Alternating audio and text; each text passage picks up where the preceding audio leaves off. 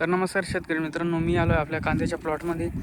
तर मित्रांनो, आता कांद्याची साईज होण्यास सुरुवात झाली आहे आणि आपला कांदा हा 2 ते 2.5 महिन्यात झाला आहे आणि आतापासूनच कांद्याची ग्रोथ होण्यास सुरुवात झाली आहे. आता वाजले सायंकाळचे 5 आणि आपण कांद्याला पाणी देत होतो. म्हणलं सहज एक व्हिडिओ बनवा की तुम्हाला कांद्याची ग्रोथ दाखवतो मी.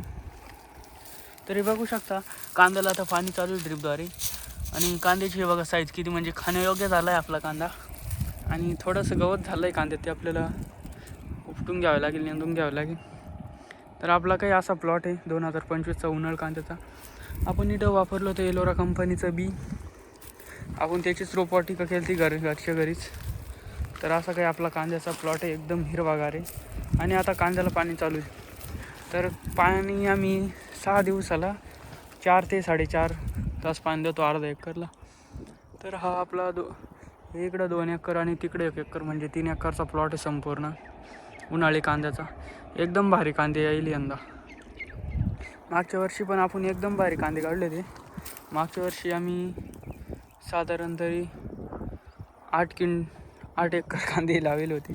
8 क्विंटल नाही, ते भरपूर निघले होते, मोकार पैसा झाला होता. तरी असं काय आपला प्लॉट आहे. तर आपण आता 8 दिवस पहिले याला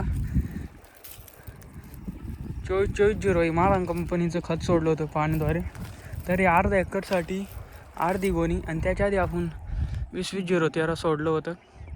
ते अर्धा एकरसाठी अर्धी गोणी 1 किलो ह्युमिक ॲसिड.